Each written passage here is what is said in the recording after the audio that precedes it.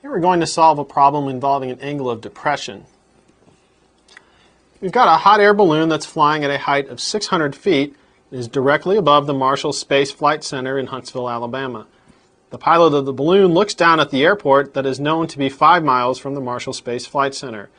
What is the angle of depression from the balloon to the airport? For this problem, we're going to need a diagram. In our diagram, we're going to form a right triangle. We're going to have the balloon above the Space Center. We're going to have the airport that's a distance of 5 miles from the Space Center. 5 miles. The angle of depression is theta, and from geometry we know that this is also equal to the angle of elevation if we were at the airport looking up to the balloon.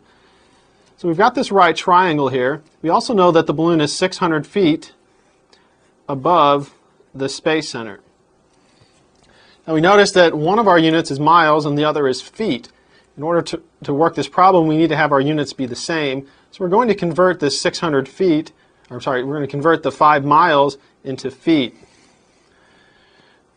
So 5 miles we can write as 5 miles times 5,280 feet in 1 mile. And here the miles will cancel. We'll get that 5 miles is equivalent to 26,400 feet. Now that we have the same units, we can go ahead and continue with our problem.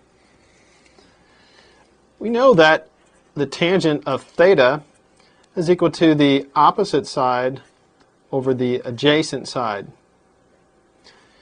In this situation, the opposite side will be 600 feet.